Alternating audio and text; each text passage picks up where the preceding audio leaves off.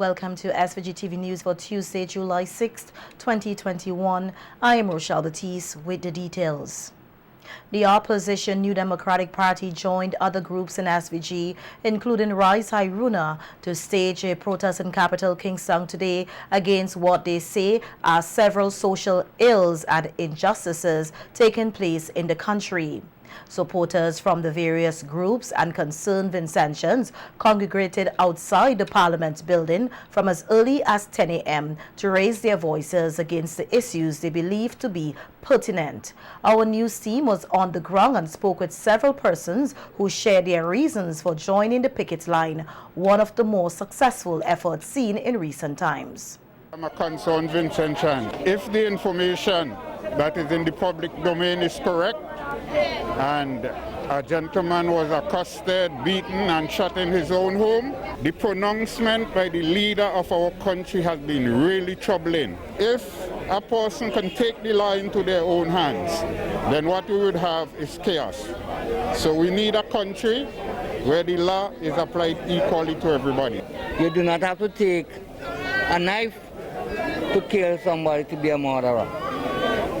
Your policies, your action, and your doings could also classify as a wickedness when you are doing injustice to people.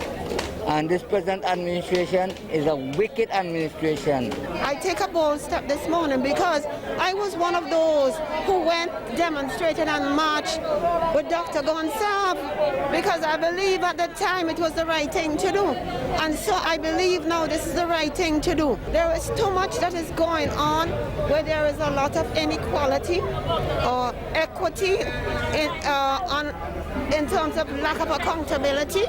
The people who we see elected to govern the country must feel that their obligation is to serve all the people, not some of the people. Each day we find a new reason to stand for the Vincentians. And I need persons to understand that we are not standing for ourselves. We're standing for a nation that is very fearful. And when we speak to persons, we understand that they're fearful to stand in a public place and to be counted. As the crowd grew, more persons openly shared their views for being part of the protest action. Seems to be some that are above the law and that the justice system is not working as it should to dispense justice equally right across the board regardless of who you are. And it's a bad message. It's a bad precedent that we're setting. Add with the fact that the Prime Minister recently had to admit that there's extreme poverty in this country. It's gotten to the point now after 20 years, something needs to be done. And Vincentians have a right to come out and to protest and to demand better. That's part of the main reason why I am here today and why many other Vincentians should be here today. I'm standing as Oswald Robinson here today because I am conscious of the issues which are taking place in our country, and I cannot sit back and relax. I must be associated with other conscious-minded people who have come out and who are here today to show to the rest of the world that we believe in justice, equality for all. The problem in this country is one side. There's only one set of people. I get you in this country. So we need more people to come out and support that anything might happen to our children because the shooting of the man, anything that could do with my child, anybody's child, and nothing not coming off. So we need more people to come out and protest towards this, and we need more jobs. Dr. Gonsalve needs to resign. He needs to resign and call election without him. I have witnessed worse than this happened over 20 years ago. Dr. Gonsalve, you brought down a legitimate government with a greedy bill. Don't you think what your senator has done is worse than this? You ought to be ashamed. I say it without fear. My name is Alvin Lewis, and I'm saying it without fear. Several of the protesters also shared why it is important for Vincentians to lend their voices to the cause. Someone's house is on fire. You must wet yours. What has happened to Mr. John is Mr. John. He has had his experience with this. Tomorrow, maybe somebody else. So this is not the time for people to fall back and say, oh, and to act in an indifferent way. This is something that people must take into consideration, because you do not know, you may be the next victim. We need to recognize the human rights of all of us. The people must come to a place of, when they see wrong, to be able to stand against it. Use your conscience. Do not allow party affiliation to color the way you see fairness. Do not allow party affiliation to color questions of right and wrong. Opposition leader Dr. Godwin Friday took a break from Parliament today to join the protesters on the picket line. He responded to the recent temporary withdrawal of embattled Senator Ashel Morgan from the House of Assembly. Dr. Friday noted that a more direct response should have been given by the Prime Minister. The motion was that she withdraw pending the outcome of the investigation. She has said she's withdrawn voluntarily, for 1 month in the first instance. I mean, she could come back to the House now if she chose to, because it was voluntary. You see what I mean? Really, what should have happened, the Prime Minister should have simply said, I appointed you. I'm going to revoke the appointment until this matter is determined. Right? And then there is no option for her to come or to go. But he didn't do that. So we had to take the steps that we took. She's not in the Parliament today, and we'll take it one step at a time, because this is a principled matter. Addressing the gathering outside, Dr. Friday commended them for allowing their voices to be heard before taking the protest through the streets of Kingstown. Well, I am so happy today to see that the people of this country have decided that they are the agents of change. And we in St. Vincent and the Grenadines, for too long, we watch the small things happen. And they accumulate to a point where we look around and we ask, well, what is happening in our country? What has become of St. Vincent and the Grenadines? And this is why so many people have come out here today. And this is not the end. This is the beginning of a new dispensation in this country, where people are saying, we must be the agents of change. It is time for all of us to stand up. Don't send somebody, come yourself. Don't send somebody, come yourself. Freedom and justice. We shall overcome today. We shall overcome. Cornelius John, the shooting victim at the center of the spark which ignited the ongoing protest actions in the capital, expresses disappointment in the absence of any representation from the local Christian community. John commended the protesters for supporting what he termed a righteous cause. Say that people who are coming out, they stand for righteousness.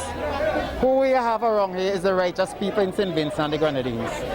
Sometimes I say to myself, I grew up in the church since about 11 years I go to church. And in the church I heard people say, God is able to do this and God has power. And if you trust in God, God will do it. But when I look today, I ain't see no banner from the church. This is a righteous cause. And the Bible says, if my people who are called by my name will humble themselves and seek my face, then I will hear from heaven and heal the land. St. Vincent need healing. John continued to question the ongoing silence from the Christian community, which he said is troubling. The people who are called by God, it seems as if they only have power in the church. And when you go to church and say all nice things, God is able to do this and God is able to do that. But when the things when you come face to face with the situation, there are nowhere to be found, they are hiding. Because this today is a righteous cause. Our nation is in trouble, difficulty, hatred, unforgiveness, bitterness, anger.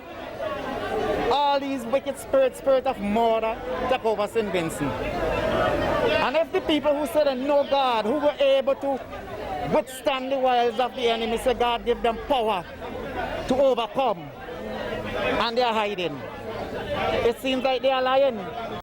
During a virtual meeting held by the NDP last night, Member of Parliament for East Kingston, Fitzgerald Bramble, said that he has witnessed in SVG since the last general elections what he considered to be troubling and oppressing social economic issues, and encouraged persons to be part of today's protests.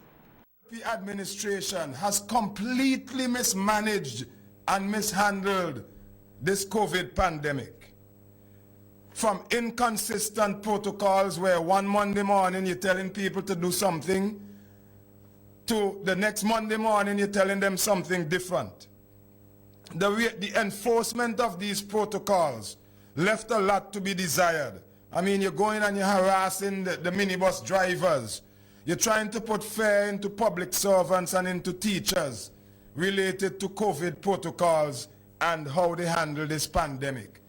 And mind you, the behavior of leaders of government really did not instill any confidence in our citizenry to really adhere to these protocols. I mean, we've been to different places publicly and seen leaders, just blatantly violating the protocols which they're trying to get us to adhere to. Bramble accused the government of mismanaging the volcanic eruption. That in itself was a total disaster. The mismanagement of the volcanic eruption, to me, in my mind, was a total disaster. Here's why I say that. For starters, the government did not adhere to the warnings of the scientists and the seismologists that the volcano was going to erupt, and hence, they were scrambling at the last minute to get people to evacuate. And to add insult to injury, the Minister of Tourism, who is the parliamentary representative for North Leeward, comes out in a very bombastic way and telling people if you don't take the vaccine, you can't go into a government shelter. How ridiculous could that be? And yet, we're here in this country depending on this administration to lead us through these challenges. They have failed miserably, and they continue to fail miserably. The East Kingston MP said SVG continues to see increasing economic hardship and a breakdown in law and order. Meanwhile, lawyer and former senator for the NDP, K. Bacchus-Baptiste, who also addressed the virtual meeting last night, said SVG is in a state of crisis and its democracy is on trial, with the rule of law being trampled upon. Appealing to citizens to continue to fight for the administration of justice, Bacchus-Baptiste made a reference to the shooting incident which took place on April 13th in Diamond, involving shooting victim Cornelius John, Government Senator Ashel Morgan, Assistant Director of Public Prosecution Kareem Nelson, and a third person whom she identified as Veron Adams.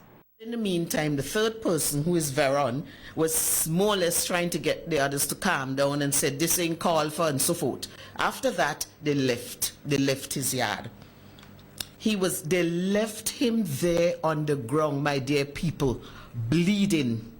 You would remember that the Prime Minister said that Ashel Morgan called him. But up to about 3 weeks after, not a word, no arrest, not even a detention. The whole object, it appears, was to bury this issue as if it did not happen. Bacchus-Baptiste, who is representing Cornelius John in the case, said his medical record, which they received recently, raises a number of red flags. Medical report, which he received a few days ago, turned up with erroneous information in it. I mean, I don't know if you really understand, my dear people of St. Vincent and the Grenadines, how pervasive and evil and wicked it is. How can you therefore trust your hospital to give you proper medical reports? But that was not the only thing.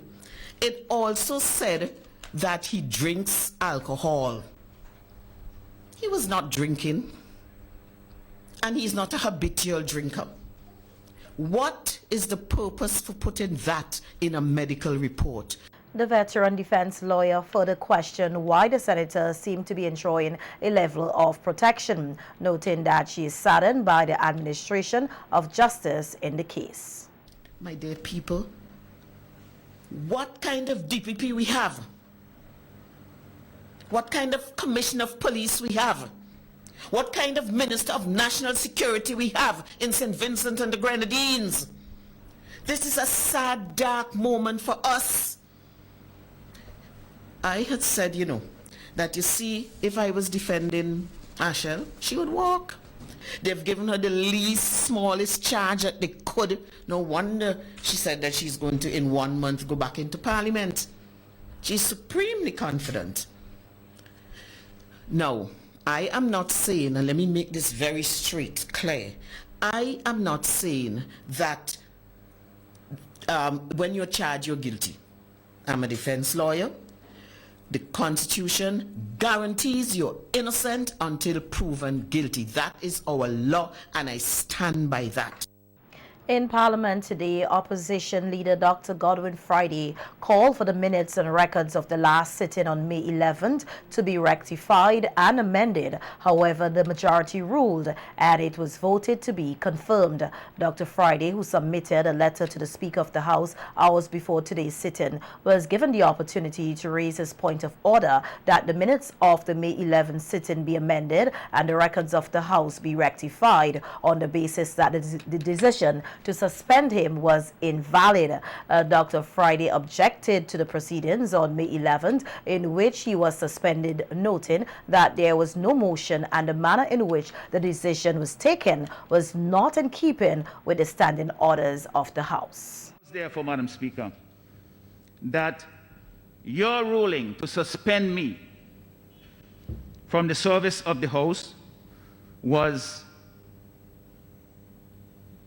invalid. It was a nullity. And that any order of suspension signed by the clerk pursuant to Standing Order 9-2 in relation to said suspension was also invalid.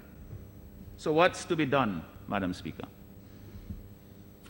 It is now necessary that the records of this House be rectified appropriately to expunge the error.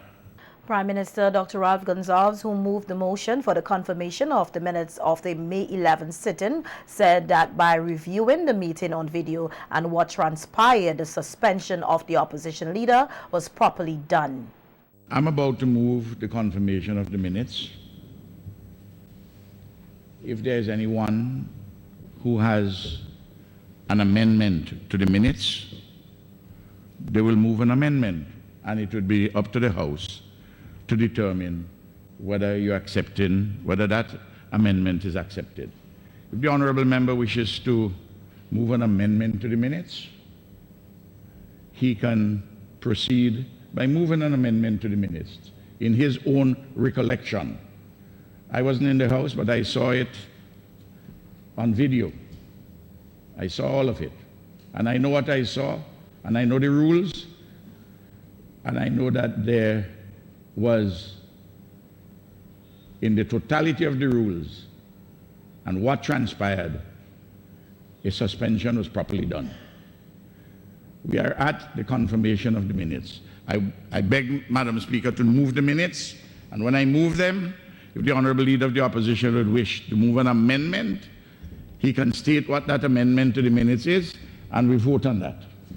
This is not a debate in society. This is a matter where serious business is done. In full support of their leader, other members on the opposition side shared their views on what transpired at the last sitting. Speaker from the government bench, member for East St. George, and Minister of Finance, Camilo Gonsalves, also shared his views. Madam Speaker, I want to object to the suspension of Dr. Friday as it relates to the minutes. When we look at the standing order, 43.4a. The Honourable Leader of the Opposition took time out to write to you He's indicated that you didn't have sufficient time, and there's substantive document that's before you that requires further study by yourself. But he took pains to go through with you the basis for his arguments this morning. Yes. At the very minimum, Madam Speaker, there ought to be some kind of response to him before the Honourable Prime Minister proceeds. Of the opposition submitted a letter to you, which you admitted you have not had time to peruse and to go through it in a fulsome manner. I also recall the Honourable Prime Minister indicating that the proper procedure should be, after the minutes have been confirmed, an amendment could be made to the minutes and the House take a vote on it. Arising from the minutes. So I'm wondering whether or not this is an opportune time for us to deal with this particular. I mean, I know it is not mentioned in the. It's not mentioned in It is not. Yes, thank you. But because, yes. Madam Speaker, because it is not mentioned, doesn't necessarily mean that the leverage, the latitude should not be there. Honourable gentleman who refused to acknowledge your authority as the final decision maker, refused to hear you in silence, refused to abide by your decisions, refused to sit when asked to sit, is now trying to clothe himself in the rules. I want to ask a specific question about minutes. As my understanding traditionally is that minutes are a record of the meeting that took place previously. In some settings, minutes are recorded in a general sense, and in some other settings, as this one, they're recorded verbatim.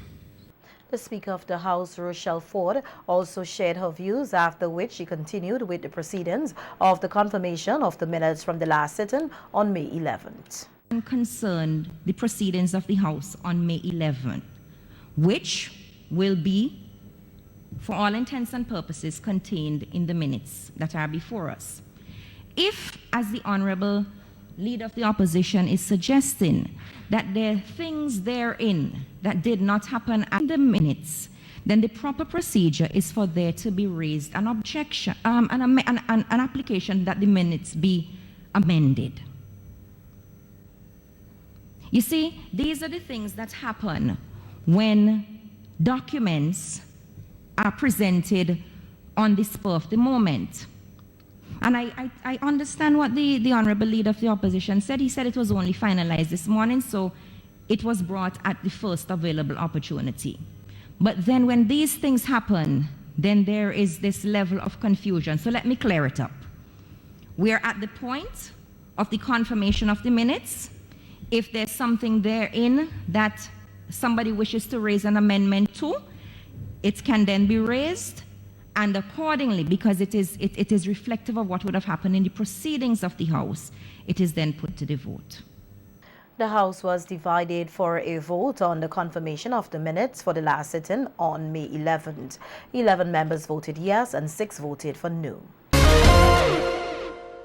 Prime Minister Dr. Ralph Gonsalves says arrangements are being made to supply food and other necessities to residents returning to their homes in the orange zone. However, he reiterated that no order was given for residents of Chateaubelair and Fitzhugh in the orange zone on the leeward side of the island to return to their homes, though many of them have already done so.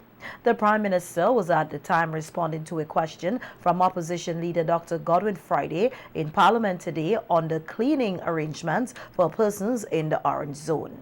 Minister of Social Development has engaged the various ministries which are within the framework of NEMO. NEMO engaged several of the various ministries with arrangements, and the Ministry of Social Development has a list of all the persons from the number of families to have assistance. And this is the case in relation to social protection. It's the case in relation to matters of health. It is the case in relation to the payments, matters in relation to farmers and fisher folk, and housing and the like. And all of these arrangements have been put in place, and we have spoken about them publicly. and they're being worked in not only through the ministries, but also through local and international NGOs. PM Gonzalez said that tremendous work is being done by BRAXA in the clearing of volcanic ash in North Leeward, North Windward, and North Central Windward. He also noted that another group has been set up to clean private properties for persons who are disabled and the elderly. We have been using jobbers and other groups of workers to clean ash from private properties of persons who are disadvantaged, differently abled, and elderly. I want to say that, and we are continuing to do that. And if there's anyone who is genuinely disadvantaged, differently abled, and elderly, and wants some assistance, and they haven't received that assistance is available. And we have power wash private residence of persons who are disadvantaged, differently abled, and the elderly. BRAXA is presently in North Leeward, North Windward, and North Central Windward, continuously cleaning and will continue to do so as long as necessary, including assisting with the cleaning of private property. It's a lot of work which is being done, and Madam Speaker, all of this comes out of the supplementary estimates. In other news, 2 new COVID-19 positive cases were reported from 96 samples processed on Sunday, July 4, 2021, resulting in a positivity rate of 2.1%. 8 new recoveries were noted over the reporting period. 99 cases are currently active and 12 persons with COVID-19 have died. 2,240 cases of COVID-19 and 2,129 recoveries have been recovered in St. Vincent and the Grenadines since March 2020. The health authorities say persons who persist in incorrect or no mask use, remain unvaccinated, and participate in mass gatherings will continue to be at risk for being infected and spreading COVID-19. To reduce the spread of COVID-19 in SVG, compliance with the protocols, including the effective use of masks, physical distancing, and evidence-based recommendations to be vaccinated or with the available vaccines is strongly recommended. The University of the West Indies Open Campus in Vincent and the Grenadines countryside, in a news release today, expresses condolences to the family and friends of the late Dr. Kenneth John. Dr. John served as the first resident tutor for the University of the West Indies Department of Extramural Studies here in SVG from 1964 to 1967. The campus countryside said during this period, Dr. John was instrumental in initiating several outreach activities, including the introduction of O-level classes in the rural areas. He also spearheaded a series of panel discussions and lectures on local, regional, and international affairs, and founded a magazine titled Flambeau, which later became part of the extramural activities, of which he was the editor. The magazine later gained recognition regionally in intellectual circles.